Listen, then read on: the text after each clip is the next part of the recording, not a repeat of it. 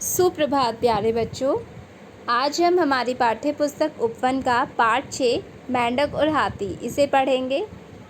तो चलिए शुरू करते हैं। इस पाठ में जो इसका लेखक है, लेखक होता है पाठ को लिखने वाला, जिसने इस पाठ को लिखा है। लेखक ने एक मेंढक की मूर्खता का वर्णन किया है। इस पाठ में लेखक ने जो एक मेंढक की कहानी है, तो इसे बताया है कि मेंढक ने किस प्रकार मूर्खता कर अपने प्राण गंवा दिए, अपनी जान गंवा दी। तो यहाँ पे मेंढक की मूर्खता को बताया गया है। देखिए इस पाठ में क्या है। एक बार आसमान में बादल मंडरा रहे थे। एक मेंढक पानी से भरे हुए गड्ढे के पास बैठा ज़ोर ज़ोर से टर्रा रहा था और वो खुद पे बहुत ही घमंड कर रहा था और सब कह रहा था कि मैं तो बहुत अच्छा गाना गाता हूँ, मैं बहुत ही अच्छा गायक हूँ, मैं बहुत चालाक हूँ, मेरी आंखें प्यारी और बड़ी बड़ी हैं और मैं ज़ोर से छलांग लगा के बहुत सारी मक्खियों को एक बार में खा सकता हूँ। तो मेंढक बहुत ही इतरा रहा था, समझ रहा था मैं तो बहुत ही ज़्यादा समझदार हूँ, सबसे बड़ा मैं हूँ, मुझे तो बहुत कुछ आता है। तो अपने पे घमंड कर रहा था, इतरा रहा था। तो उसी समय वहाँ से एक हाथी जा रहा होता है। मेंढक ने हाथी को देखा और उसे रोका और बोला, हाथी रुको, तुम मेरा गाना सुनो, देखो मेरी आंखें कितनी सुंदर हरी हैं, फिर तुम मेरा गाना सुन के बताना कि मैंने कैसा गाना गाया। मैं बहुत ही बढ़िया गाना गाता हूँ और क्या तुम्हारी आंखें मेरे जैसी हरी हो सकती हैं।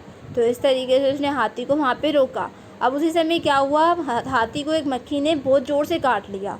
तो हाथी ने एकदम से सिर को हिलाया और उस मक्खी को भगा दिया और इस चक्कर में वो मेंढक के गाने को नहीं सुन पाया और मेंढक पे ध्यान नहीं दिया और वहाँ से चला गया।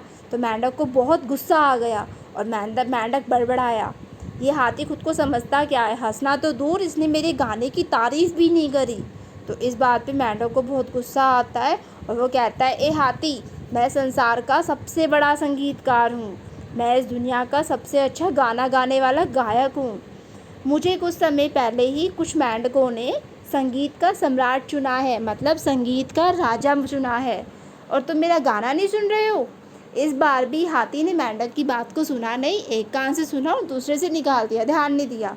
तो ऐसे ही मेंढक को बहुत गुस्सा आ गया कि हाथी समझता क्या है अपने आप को, ये बड़ा है, विशाल है, तो क्या ये इतराएगा, ये हमें समझता क्या है, मैं बहुत सुंदर हूँ, मैं बहुत अच्छा गाना गाता हूँ, मेरी आंखें बहुत अच्छी है, तो मुझसे अच्छा कोई हो ही नहीं सकता।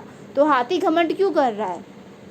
तो क्या करता है, वो सोचता है कि हाथी को ना अपने बड़े होने का घमंड है। तो वो कहता है, मैं भी हाथी जैसा बड़ा हो सकता हूँ, बिल्कुल हाथी जितना नहीं तो क्या, लेकिन थोड़ा बड़ा तो हो ही सकता हूँ। तो उसने क्या किया, अपने अंदर ज़ोर ज़ोर से सांसें भरने लगा और उसने फिर अपनी सांस को रोका और अपने साइज़ को, आकार को बढ़ाना शुरू कर दिया। इससे उसकी आंखें फूलकर बाहर आ गई और बड़ी दिखने लगी। अब वो गुब्बारे जैसा हो गया। अब उसने सोचा मैं थोड़ा सा और बड़ा होता हूँ। फिर उसने अपने अंदर और सांस भरी। अब और सांस भरी तो वो और बड़ा हो गया, उसकी आंखें और बाहर निकल आई, तो वो एक गुब्बारे की तरह हो गया।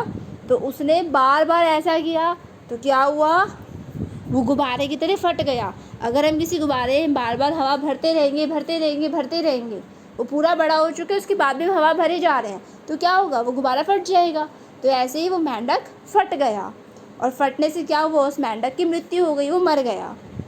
तो इस प्रकार मेंढक ने अपने बस से बाहर की बात को अंजाम दिया। उसने ऐसा काम किया जो उसके बस की नहीं था, अपने वश से बाहर की उसने बात को किया, जिसके कारण क्या हुआ, उसकी मृत्यु हो गई। उसने अपनी पाँव अपनी चादर से अधिक फैलाने की कोशिश की थी, जिसका परिणाम हुआ उसकी दुखद मृत्यु। तो इस पाठ से हमें ये शिक्षा मिलती है कि हमें अपनी क्षमता से अधिक कार्य नहीं करना चाहिए, हमें उतना ही काम करना चाहिए जितना हम कर सकते हैं, हमें उससे ज़्यादा नहीं करना चाहिए। अब मेंढक ने क्या किया, एक सीमा से ज़्यादा अपने अंदर हवा भरने की कोशिश करी। उसका अंजाम क्या हुआ कि वो फट गया। अरे वो जैसा था ठीक था, अच्छा था। दूसरों को दिखाने के लिए हमें कभी भी अपने साथ कुछ ऐसा नहीं करना चाहिए जो गलत हो, हमें नुकसान पहुंचाए। ऐसा घमंड बहुत ही बुरा होता है, गलत होता है और हमारे लिए ही दुखदाई होता है। तो हमें ऐसा घमंड नहीं करना चाहिए। वो हाथी ऐसा विशाल बड़ा तो बन नहीं सकता था, लेकिन उसने ऐसी गलत कोशिश करी जिसका अंजाम हुआ उसकी मृत्यु, उसकी मौत। तो हमारा पाठ 6 मेंढक और हाथी यहीं पे पूरा होता है। तो स्टूडेंट्स, इस पाठ से जो हमें शिक्षा मिली है आप उसे अपने जीवन में अपनाना। कभी भी कोई ऐसा कार्य घमंड में आके मत करना जो आपकी क्षमता से बाहर हो। इससे आपको ही दुख होगा, आपको ही परेशानी होगी। आपको अपने में खुश रहना चाहिए, कभी अहंकार घमंड नहीं करना चाहिए। जो जैसा है वैसा है, सही है। तो आपको इस पाठ को पढ़ना है।